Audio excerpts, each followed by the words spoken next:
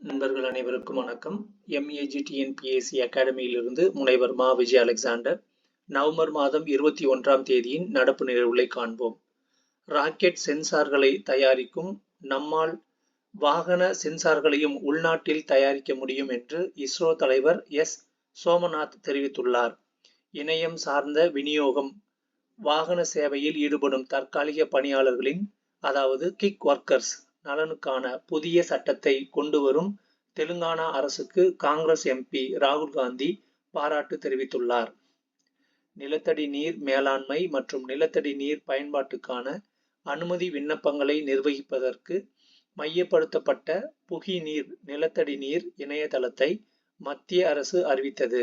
டெல்லியில் கடந்த செப்டம்பர் மாதம் நடைபெற்ற இந்திய நீர் வாரம் 2024 மாநாட்டின் போது இந்த புகி நீர் இணையதளத்தை மத்திய ஜல் சக்தி அமைச்சர் CR பாட்டீல் முன்மொழிந்தார். நிலத்தடி நீர் பயன்பாட்டுக்கான அனுமதிகளை பெறுவதில் உள்ள செயல்முறைகளில் வெளிப்படை தன்மையை அதிகரிக்கும் நோக்கில் இந்த பூ நீர் இணையதளம் உருவாக்கப்படும் என்று தெரிவிக்கப்பட்டுள்ளது. பருப்பு வகைகள், சிறுதானியங்கள், எண்ணெய் வித்துகள் உற்பத்தியை எப்படி அதிகரிக்கலாம்? பருவமழை உணவு உற்பத்தியை பாதிக்கும் என்கிற அச்சத்தினாலும் அதன் விளைவாக வேளாண் பொருள்களின் விலைவாசி உயரக்கூடும் என்பதாலும் கடந்த ஆண்டு ஜூலை மாதம் உணவுப் பொருட்கள் ஏற்றுமதிக்கு சில தடைகளை அரசு விதித்திருந்தது. இப்போது அவை படிப்படியாக அகற்றப்பட்டுவிட்டன. எதிர்பார்ப்பதை விட அதிகமான அரிசி உற்பத்தி காரணமாக புழுங்கல் அரிசியின் மீதான ஏற்றுமதி வரி அகற்றப்பட்டு இருக்கிறது. பாசுமதி அல்லாத அரிசி ரகங்களுக்கான குறைந்தபட்ச ஏற்றுமதி விலைகளும் நீக்கப்பட்டு இருக்கின்றன. நமது தேவைக்கு 3 மடங்கு அதிகமாக காரிப் பருவத்தில் அரிசி உற்பத்தி உச்சம் தொட்டு இருக்கிறது. இதன் விளைவாக இந்திய விவசாயிகள் குறைந்தபட்ச ஆதரவு விலையை எதிர்பார்த்து காத்திருக்காமல் வெளிநாடுகளில் தங்களது உற்பத்தியை சந்தைப்படுத்த வழிகோலப்பட்டு இருக்கிறது. அதிகரித்த அரிசி வரவால் சர்வதேச சந்தை விலை குறைவதற்கான வாய்ப்பு ஏற்பட்டிருக்கிறது. உலகின் மிக அதிகமான அரிசி ஏற்றுமதி நாடாக இருக்கும் இந்தியா சமீப காலமாக தாய்லாந்து, வியட்நாம், பாகிஸ்தான் உள்ளிட்ட நாடுகளின் போட்டியை சர்வதேச சந்தையில் எதிர்கொள்கிறது. குறைந்தபட்ச ஏற்றுமதி விலை விலக்கப்பட்டிருக்கும் நிலையில் ஆப்பிரிக்க நாடுகளுக்கான இந்திய ஏற்றுமதி அதிகரிக்கும். காரிப் பருவ மகசூல் குறித்த முதலாவது முன்னோட்ட கணிப்புகள் சில புதிய தகவல்களை தந்திருக்கின்றன. அரிசி உற்பத்தி அதிகரிப்பதற்கு அது காரணமாக இருக்கக்கூடும். நெல் சாகுபடி பரப்பும் உற்பத்தியும் அதிகரித்திருக்கிறது. காரிப் பருவத்தில் மட்டும் சாகுபடி பரப்பு 25 லட்சம் ஹெக்டேர் அதிகரித்து 4.3 கோடி ஹெக்டேராக உயர்ந்திருக்கிறது. அதேபோல் உற்பத்தி 11.30 கோடி டன்னிலிருந்து 70 லட்சம் டன் அதிகரித்து சுமார் 12 கோடி டன்னை எட்டியிருக்கிறது. நெல் சாகுபடி பரப்பு அதிகரித்து இருப்பதும் அதன் விளைவாக அரிசி உற்பத்தி கணிசமாக உயர்ந்து இருப்பதும் மகிழ்ச்சி அளிப்பவை என்றாலும் கூட இன்னொரு புறம் தேவைக்கு அதிகமான உற்பத்தி பல பிரச்சனைகளுக்கு வழிகோலும் என்பதை மறந்துவிடக் கூடாது. அரிசி, கோதுமை, கரும்பு உள்ளிட்டவை அதிக அளவு தண்ணீரை உறிஞ்சும் பயிர்கள் என்பதுடன் பசுமை இல்ல வாயு வெளியேற்றத்திற்கும் அதிகரிப்புக்கும் காரணமாய் இருக்கின்றன. அரிசி, கோதுமை, கரும்பு உள்ளிட்ட பண பயிர்களில் இருந்து தமது விவசாயிகளை ஏனைய பயிர்களுக்கு மாற்றும் முயற்சி வெற்றி பெறவில்லை என்றுதான் தோன்றுகிறது. குறைந்தபட்ச ஆதரவு விலை மட்டுமே சாகுபடி பரப்பை அதிகரிக்க உதவாது என்பதும், பருவநிலை மாற்றம் சாகுபடி தேர்வை தீர்மானிக்கும் என்பதும், பொது விநியோக முறை சீர்திருத்தம் அவசியம் என்பதும் பண பயிர்களில் இருந்து விவசாயிகள் மாறாமல் இருப்பதற்கான காரணங்கள் என்று தோன்றுகிறது. சமீப ஆண்டுகளில் பெறப்பட்டிருக்கும் புள்ளி விவரங்களின்படி பருப்பு வகைகள், சிறு தானியங்களுக்கான குறைந்தபட்ச ஆதரவு விலை அதிகரிப்பு விவசாயிகளை பண பயிர்களில் இருந்து ஏனைய பயிர்களுக்கு மாற ஊக்குவிக்கவில்லை என்று தோன்றுகிறது. கடந்த 4 சாகுபடி ஆண்டுகளில் அதிகரிக்கப்பட்டு இருக்கும் 20% குறைந்தபட்ச ஆதரவு விலை துவரை, உளுந்து, கடலை, சூரியகாந்தி ஆகியவற்றின் சாகுபடி பரப்பில் பெரிய அளவில் மாற்றத்தை ஏற்படுத்திவிடவில்லை. ஆனால் அரிசி, கோதுமை, கடுகு, சோயாபீன்ஸ் ஆகியவற்றின் சாகுபடி பரப்பு அதிகரித்திருக்கிறது. விவசாயிகள் அதை தேர்வு செய்வதற்கு காரணம் நெல் சாகுபடி கொள்முதலில் உத்தரவாதம் இருக்கிறது என்பது மட்டுமே அல்ல, பருவநிலை மாற்றத்தை எதிர்கொள்ளும் வகையிலான நெல் வித்துகள் காணப்படுவதால் விவசாயிகள் அதில் ஆர்வம் காட்டுகிறார்கள். உளுந்தை பொறுத்தவரை 6.4% குறைந்தபட்ச ஆதரவு விலை எந்த விதத்திலும் பயன்படவில்லை. 23% சாகுபடி பரப்பு குறைந்திருப்பது மட்டுமல்லாமல் உற்பத்தியும் 24% குறைந்திருப்பதாக கணிக்கப்படுகிறது. கடந்த 8 ஆண்டுகளில் கடும் முயற்சியால் இந்தியாவில் பருப்பு வகைகளின் உற்பத்தி குறைந்தபட்ச அளவு விலை காரணமாக உயர்ந்தது என்றால், இப்பொழுது மீண்டும் பருப்பு வகை பயிர்களின் சாகுபடி குறைய தொடங்கியிருக்கிறது. பருப்பு வகைகள், எண்ணெய் வித்துகள் ஆகியவற்றின் உற்பத்தி குறைய தொடங்கியிருப்பது ஏற்கனவே அதிகரித்து வரும் உணவு பொருள் விலைவாசி உயர்வை பாதிக்கக்கூடும். நம்பகத்தன்மை இல்லாத பருவமழை, இறக்குமதி குறித்த அரசின் திடீர் முடிவுகள் போன்றவை பருப்பு வகைகளின் சாகுபடிக்கு உத்தரவாதமின்மையாக விவசாயிகள் கருதுகின்றார்கள். நெல், கோதுமை, கரும்பு போன்ற பண பயிர்களிலிருந்து விவசாயிகளை பருப்பு வகைகள், சிறு தானியங்கள், எண்ணெய் வித்துகள் ஆகியவற்றுக்கு மாற்றுவதன் மூலம்தான் விவசாயத்துக்கான பாசன நீரை ஓரளவுக்கு உறுதி செய்ய முடியும். குறைந்தபட்ச ஆதரவு விலை மட்டுமல்லாமல் ஊக்கத்தொகை வழங்குவது ஒருவேளை உதவக்கூடும். முறையான கொள்முதல் கொள்கை, 25 கிலோ இலவச உணவு தானியத்தில் ஒரு பகுதி பொது விநியோகத்தின் மூலம் வழங்குதல் உள்ளிட்டவை சிறுதானிய உற்பத்தியை அதிகரிக்க கூடும். மகாராஷ்டிரா சட்டப்பேரவைக்கு ஒரே கட்டமாக நடைபெற்ற தேர்தலில் 63% வாக்குகள் பதிவாகின. 288 தொகுதிகளை கொண்ட மகாராஷ்டிரத்தில் மொத்த வாக்காளர்கள் 9.70 கோடி பேர். ஆண்கள் 5 கோடி, பெண்கள் 4.69 கோடி, மூன்றாம் பாலினத்தவர் 6101 பேர். ஜார்க்கண்டில் மொத்தம் உள்ள 81 பேரவை தொகுதிகளில் 1.23 கோடி வாக்காளர்கள் உள்ளனர். கள்ளக்குறிச்சியில் கள்ளசாராயம் அருந்தி 69 பேர் உயிரிழந்த வழக்கை சிபிஐ விசாரணைக்கு மாற்றி சென்னை உயர்நீதிமன்றம் தீர்ப்பளித்தது. இந்த வழக்கில் நீதிபதிகள் டி. கிருஷ்ணகுமார், பி. பாலாஜி ஆகியோர் அடங்கிய அமர்வு தீர்ப்பளித்தது. சமுதாயத்தில் ஏற்படும் அனைத்து பிரச்சனைகளுக்கும், தீங்குகளுக்கும் மதுதான் முக்கிய காரணியாக உள்ளது.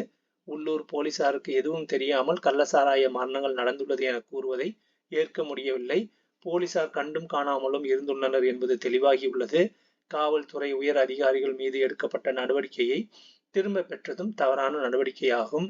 எனவே இந்த வழக்கின் அனைத்து ஆவணங்களையும் சிபிசிஐடி போலீசார் உடனடியாக சிபிஐ அதிகாரிகள் வசம் ஒப்படைக்க வேண்டும் என்று உத்தரவிட்டுள்ளனர்.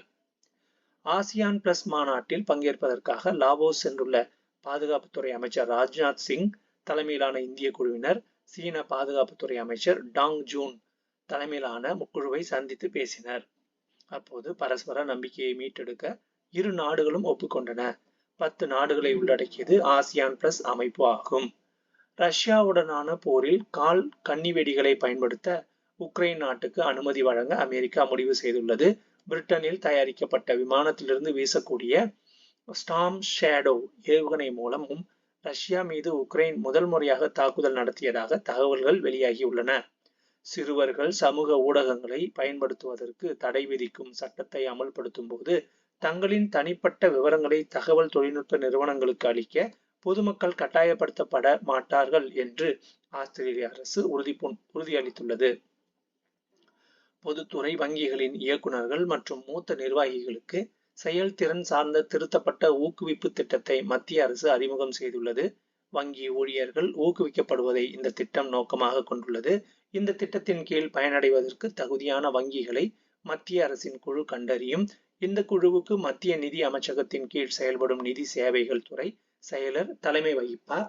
இந்த குழு செயல்திறன் சார்ந்த ஊக்குவிப்பு திட்டத்தின் கீழ் பயனடைய தகுதி வாய்ந்த வங்கிகளை பட்டியலிடுவதுடன் அந்த திட்டத்தின் கீழ் பயனடைய தகுதி வாய்ந்த வங்கி அதிகாரிகள் குறித்தும் முடிவு செய்யலாம் என்று மத்திய நிதி அமைச்சக சுற்றறிக்கையில் தெரிவிக்கப்பட்டுள்ளது. கலைஞரின் கனவு இல்லம் திட்டத்தின் கீழ் நிகழாண்டில் 1 லட்சம் புதிய கான்கிரீட் வீடுகள் கட்டுவதற்கு ஒரு வீட்டுக்கு தலா 3,500,000 வீதம் மொத்தம் ரூபாய் 3,500 கோடி ஒதுக்கீட்டுக்கு அனுமதி ஆணை வழங்கப்பட்டுள்ளது. அனைத்து கிராம அண்ணா மறுமலர்ச்சி திட்டத்தின் கீழ் நிகழாண்டில் 2,482 கிராம ஊராட்சிகளில் 15,695 பணிகள் எடுக்கப்பட்டு 12,722 பணிகள் முடிக்கப்பட்டுள்ளன. இதற்காக அரசால் ரூபாய் 347.50 கோடி விடுவிக்கப்பட்டுள்ளது. மத்திய வெளியுறவு அமைச்சகத்தின் தகவலின்படி கயானாவில் சுமார் 3.2 லட்சம் இந்திய வம்சாவழியினர் உள்ளனர். மகளிர் ஆசிய சாம்பியன்ஸ் கோப்பை ஹாக்கி போட்டியின் இறுதி ஆட்டத்தில் இந்தியா சீனாவை வீழ்த்தி கோப்பையை தக்க வைத்துக் கொண்டது. போட்டி முழுவதும் குறிப்பிடத்தக்க வகையில் விளையாடிய இந்திய இளம் ஸ்ட்ரைக்கர் தீபிகா இறுதி ஆட்டத்திலும் அணியின் வெற்றிக்கான கோல் அடித்தார். போட்டியில் அதிக கோல்கள், அதாவது 11 கோல்கள் அடித்த வீராங்கனையான அவரை சிறந்த வீராங்கனை விருதும் வென்றார். சர்வதேச நட்பு ரீதியிலான கால்பந்து ஆட்டத்தில் விளையாடுவதற்காக நட்சத்திர வீரர் லயனல் மெஸ்ஸி தலைமையிலான அர்ஜென்டினா அணி அடுத்த ஆண்டு கேரளத்துக்கு வருகிறது. இதற்கு முன் கடந்த 2011 மெஸ்ஸி இந்தியாவுக்கு வந்திருந்தார் என்பது குறிப்பிடத்தக்கது. டென்னிஸ் உலகில் எந்த காலத்திலும் கொண்டாடப்படும் வீரர்களில் ஒருவரான ஸ்பெயினின் ரஃபேல் நடால் ஓய்வு பெற்றார். பொதுமக்களுக்கு தேவையான அனைத்து வகையான சான்றிதழ்களும் எளிதில் கிடைக்கும் வண்ணம் அரசால் அங்கீகாரம் அளிக்கப்பட்ட இ-சேவை மையங்கள் வழியே வழங்கப்பட்டு வருகிறது. அந்த இ-சேவை மையங்கள் மூலியமாக கொடுக்கப்படும் சான்றிதழ்கள் அவையாவன: ஜாதி சான்றிதழ்கள், இருப்பிடச் சான்றிதழ்கள், வருமான சான்றிதழ், முதல் பட்டதாரி சான்றிதழ், கணவரால் கைவிடப்பட்ட பெண் சான்றிதழ், விவசாய வருமான சான்றிதழ், குடும்ப இடம்பெயர்வு சான்றிதழ், வேலையின்மை சான்றிதழ், பொருளாதாரத்தில் பின்தங்கிய பிரிவினர் சான்றிதழ், ஆதரவற்ற விதவை சான்றிதழ், விதவை சான்றிதழ், பேரழிவுகள் காரணமாக கல்வி பதிவுகளை இழந்ததற்கான சான்றிதழ், கலப்பு திருமண சான்றிதழ், வாரிசு சான்றிதழ், 2 பிற்படுத்தப்பட்ட வகுப்பினர் சான்றிதழ், குடியிருப்பு சான்றிதழ், பெண் குழந்தை பாதுகாப்பு திட்டம் 1 மற்றும் 2, சிறு குறு விவசாயி சான்றிதழ், கடன் அளிப்பு சான்றிதழ், ஆண் குழந்தை இல்லா சான்று, திருமணம் ஆகவில்லை சான்று, பட்டா மாறுதல் முழு புலம், பட்டா மாறுதல், கூட்டு பட்டா மாறுதல், உட்பிரிவு பட்டா மாறுதல், நகர பட்டா மாறுதல், முழு புலம் பட்டா மாறுதல், கூட்டு பட்டா மாறுதல், உட்பிரிவு பட்டா மாறுதல் ஆகியவைகளுக்கு கட்டணம் தலா ரூபாய் 600 ஆக நிர்ணயம் செய்யப்பட்டுள்ளது. இந்திரா காந்தி முதியோர் ஓய்வூதிய திட்டம், ஆதரவற்ற விதவை ஓய்வூதிய திட்டம், ஆதரவற்ற கைவிடப்பட்ட பெண்களுக்கான ஓய்வூதிய திட்டம், திருமணம் ஆகாத பெண்களுக்கான ஓய்வூதிய திட்டம், முதலமைச்சர் உழவர் பாதுகாப்பு திட்டம், மாற்றுத்திறனாளிகள் ஓய்வூதிய திட்டம் ஆகியவற்றுக்கு கட்டணம் ரூபாய் 10 வசூலிக்கப்படுகிறது. தர்மாம்பாள் அம்மையார் நினைவு விதவை மறுமண உதவி திட்டம், டாக்டர் முத்துலட்சுமி ரெட்டி நினைவு கலப்பு திருமண உதவி திட்டம், EVR மணியம்மையார் நினைவு விதவை மகள் திருமண உதவி திட்டம் ஆகியவைக்கு தலா ரூபாய் 120 கட்டணம் நிர்ணயம் செய்யப்பட்டுள்ளது. மன்னார்குடி அருகே உள்ள பரவாக்கோட்டை அரசு கிளை நூலகத்தின் நூலகர் கு. நாகநந்தினிக்கு தமிழக அரசின் SR அரங்கநாதன் விருது வழங்கப்பட்டுள்ளது. தமிழக அரசு சார்பில் தேசிய நூலக வார விழாவையொட்டி ஆண்டுதோறும் அரசு கிளை நூலகர்களுக்கு நூலக தந்தை என அழைக்கப்படும் SR அரங்கநாதன் விருதும், இதேபோல சிறந்த நூலக வாசகர் வட்ட நிர்வாகிகளுக்கு நூலக ஆர்வலர் விருதும் வழங்கப்படுகிறது. வீடற்றோர், 3ஆம் பாலினத்தவர், பாலியல் தொழிலாளர்கள் ஆகியோரை வாக்காளர் பட்டியலில் பதிவு செய்வதற்காக மேற்கொள்ளப்படும் நடவடிக்கைகள் தொடர்பாக அனைத்து மாநில தலைமை தேர்தல் அதிகாரிகளுக்கு தலைமை தேர்தல் ஆணையம் சுற்றறிக்கை அனுப்பியுள்ளது. மனிதாபிமான சேவைகளை மிக சிறப்பாக செய்தாலும் போர்களை ஐநாவால் நிறுத்த முடியவில்லை என்பதே சாமானியரின் கருத்தாக உள்ளது என்று ஐநாவுக்கான இந்திய தூதர் பர்வதனேனி ஹரிஷ் தெரிவித்துள்ளார். நன்றி.